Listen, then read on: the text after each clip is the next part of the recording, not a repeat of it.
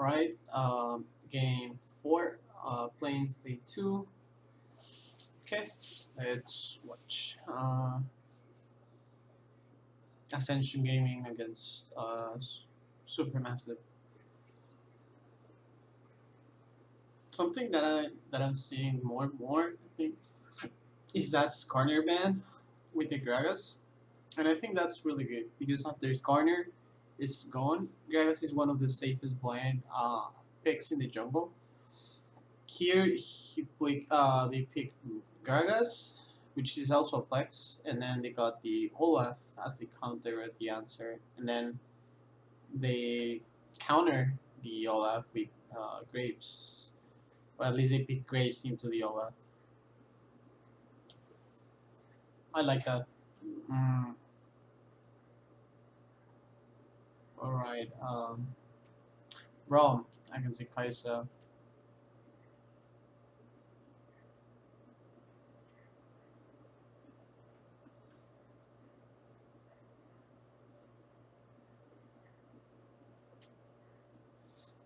Lucian Brom against Kai'Sa. That I really like that. I think Lucian is a really good favorable matchup against the Kai'Sa. I think that's very lane dominant, and if you have Brom, it's even better.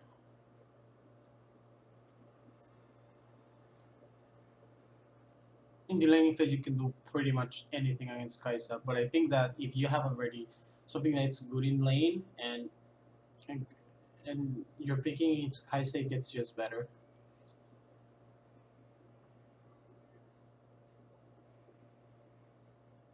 Line pick LeBlanc. Gaga support.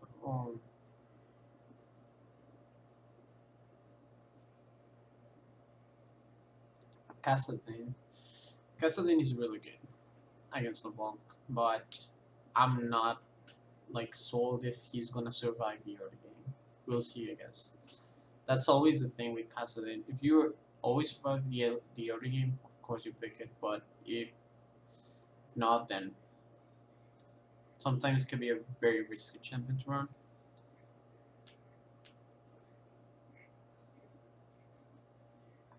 Okay, what we're seeing from Ram, he placed his ward, then he recalled, and now he has the sweeper. That was like the standard back in regular season still and playoffs to some extent. What Graves just did is he used his E to dodge that river ward. Okay, there are so many things in this bot already. Um, what Graves did is good because he touches the vision by jumping the wall, and we haven't seen that yet the world right on the other games, and that is really good because then you get ahead and the other guy doesn't know that. That punishes very hard the red into golems into raptors or red raptors golems, which is what Stomach did here. And Lyot is just so much far ahead now because he will do craft, and the other guy doesn't know what happened because since he didn't see him on the ward at the river, and now they're seeing it. This is what I like. This is what I like a lot. I think Ascension is one hell of a team, but um, I told everyone in every single video I was making, these guys are wow. These guys are really good, really insane, and really aggressive. And yeah, the Graves just gave away the craft there, but Olaf now doesn't have anything to farm. So good job on that line. Good job, Ascension. Stomach can only gank the lanes. I hope he doesn't get the second crab. If he does get the second crab, then it is still a huge deal, but it's not as like huge, you know.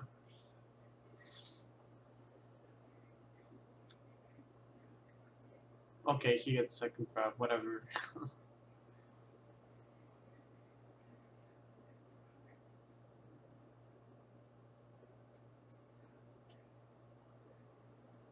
mm, I think Laya did a great job at um, helping his bot lane because his bot lane now has a heal advantage, but ignite disadvantage. I think that's better to have the heal advantage. Mm, now he's going. Olaf did his second golems, and as you can see, with 29 CS, he's level 5. That's the magic about doing double golems. Um, so yeah, balanced, I guess. Dark Harvest Graves. I forgot to talk about that. Dark Harvest is uh, very popular, very common on these kind of champions. We have seen that on the scene also in solo queue. So Dark Harvest is a good thing to have if you are going for these routes like we saw from Riot, that you get all the CS from the enemy jungle, things like this. Mm, Riot is now level 5 too, so he can fight the Olaf. They're going for him, G4 and Riot. Nice job. Very nice job. Really good stuff. They don't have flashes, but they're bot lane. They don't have flashes. Nice. I love this team. I think that this team had the potential to be really good in their aggression, but they needed to be more cohesive with what they wanted to do. They're actually really smart. They just needed to be more like everyone on the same page, basically. And this is what I'm seeing. I think that they finally found the way they wanted to play the game. Um, and that's a good thing to see. I think these GPL man, these GPL teams are every year these GPL teams are surprising me every year. I think that it's not only about Vietnam and what happened last year, but it's now with everything that we are seeing now. So it's really nice to see that.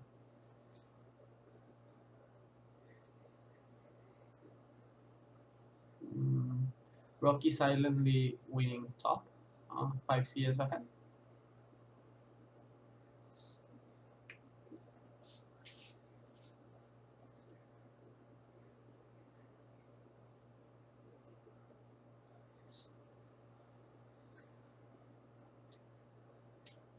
Okay, now we are seeing the game slowing down a bit here. G4. Oh, here's a chain. So they're denying the blue from Cassidy, which is not bad, to be honest. I think that Olaf with blue is really good, but Cassidy without blue is still good, but you're denying a resource from Cassidy, which is always good, of course, obviously. Second crab spawn, or third. Mm,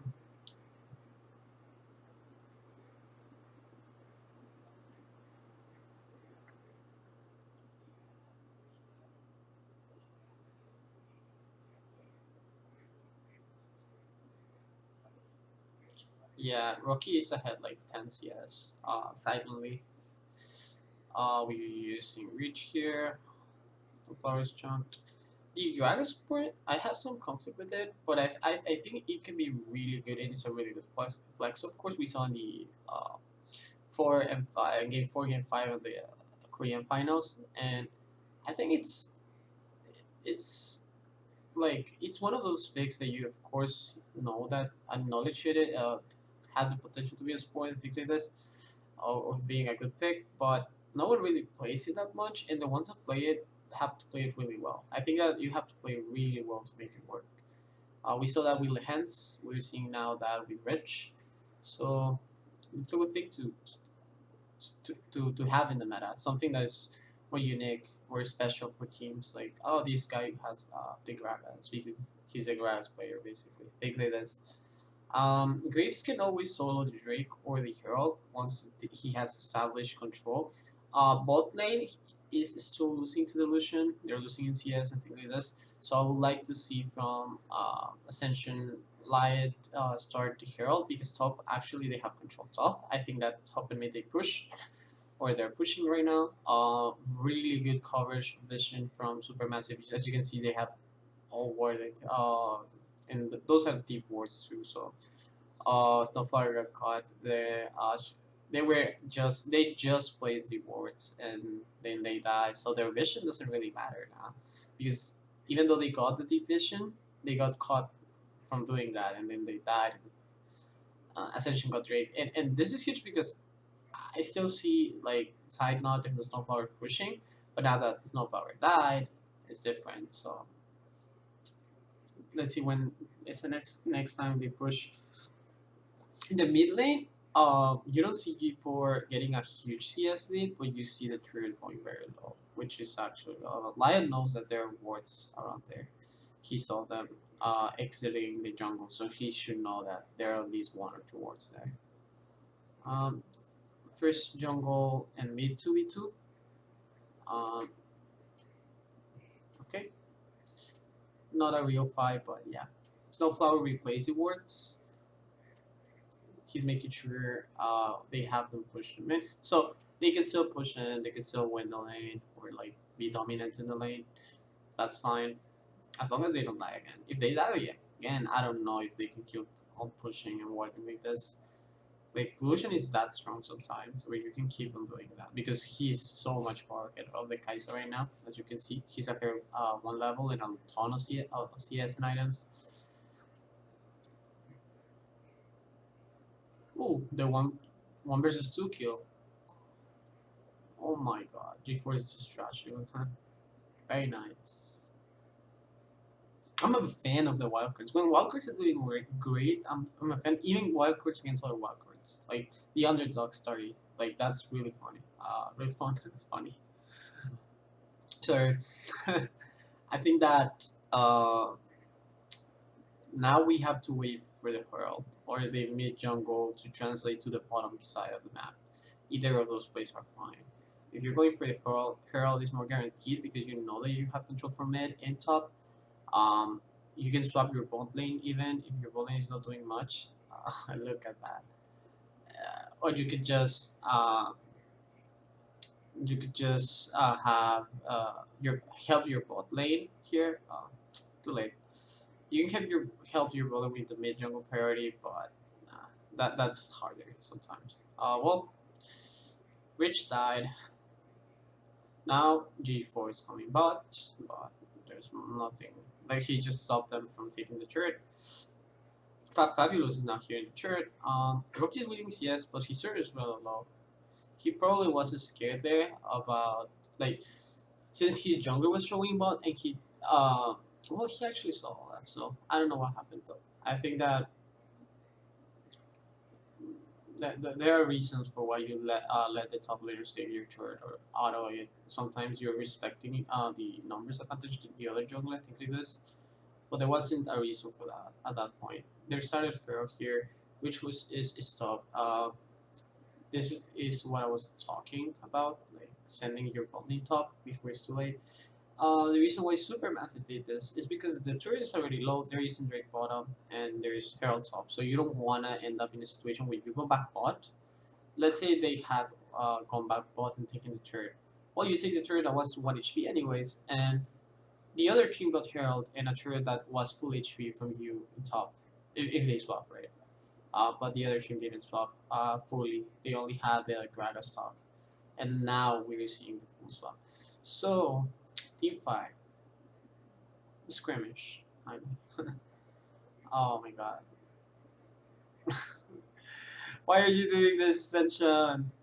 Like, the thing is that the initial fight is okay, the initial chunk, but why are you chasing outside the river? Like, you have the vision and the river. You see them, you have all the vision here. Why do you over chase outside the river? It doesn't make sense because if you extend this outside the river, you're just gonna give them like you're playing on the same terms where both teams can see each other. They have vision of each other. The advantage of the river was that they were face checking you or that you're aware on the bushes. You're forcing them to come to you. But now that you just die like that, the game is stabilized completely. And I don't know if you win now because Lucian is so much far ahead of the Kai side. Now he got a really good fight. So for example, there, why didn't you go for just the brown like before earlier, like here,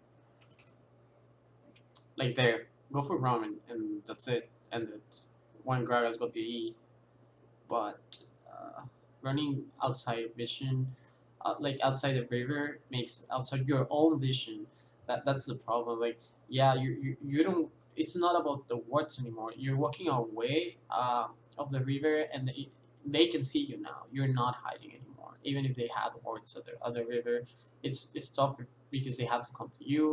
You have a better insight of what's going on in the fight. You can take a decision of I can walk in or I can walk out of this, or I can just when to back away basically when the fight is lost before losing the fight rather.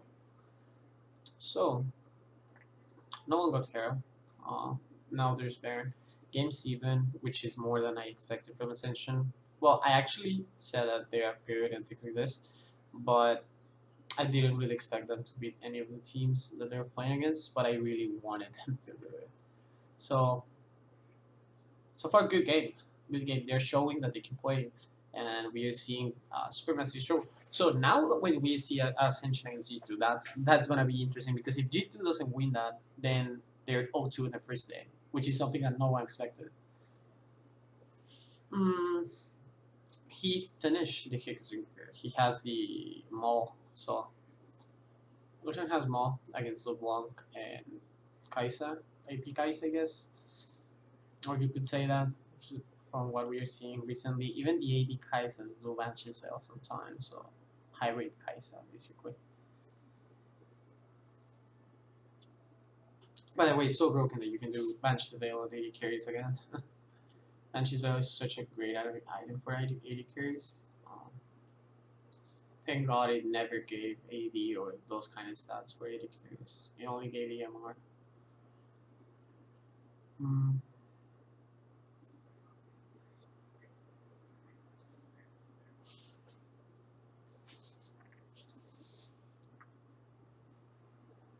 Rocky against Fabulous here. Um, so not much is happening now. The game slowed down finally, and we have the Cassidy LeBlanc silent matchup, but Cassidy doesn't win that. He wins. He's the counter, of course. He should win, right?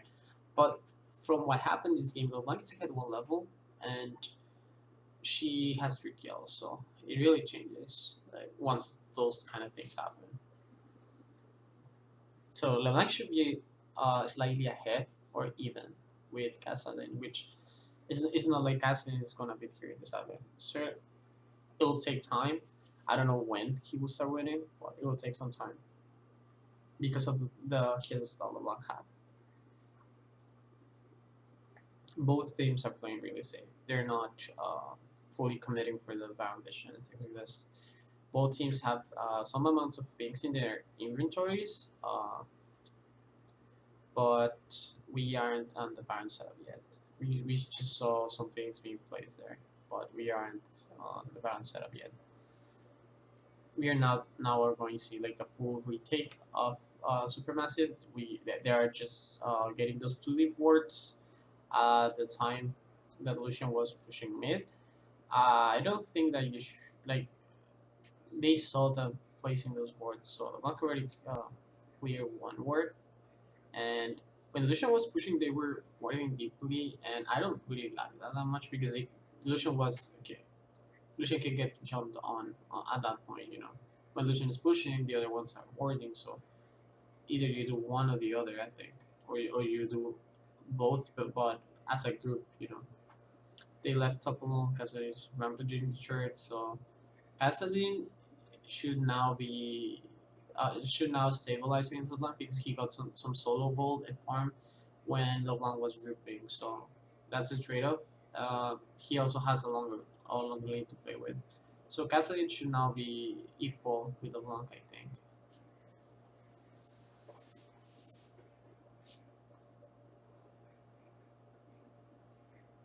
Mm,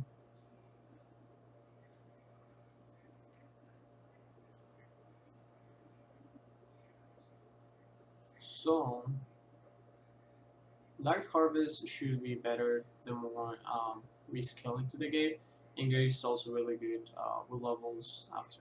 So eventually you don't be surprised if you see like Graves doing a lot of work in the late game too. So that chunk on Olaf can be relevant. Oh, they're getting caught. Oh my god, almost. He almost got trapped live there. I guess he's still an AD carry inside. He always gets caught at some point in the game. Well, Rocky died. That TP sucked. Oh my god. No, please no. Not like this.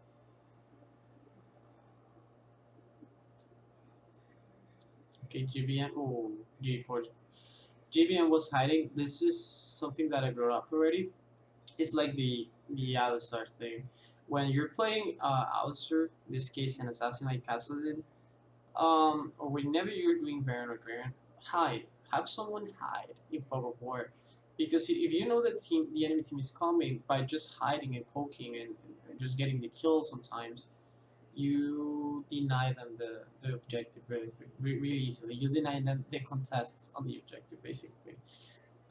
There you saw Lamont with intentions of contesting. Sometimes we see those crazy 3v4 when the other forward are tanking Baron and the LeBlanc does work exactly this, but LeBlanc face check the castling basically, and that denied that play, and now they're just sieging. I think that's over. It's over now for Ascension because everything went right for Supermassive after Ascension fucked up at the alert at the Herald. I think that if Ascension doesn't do that, then it's a just a pretty much closer game. Yeah, look at that. Yeah, GG's to Supermassive. Really good comeback. So, see you guys in the next video.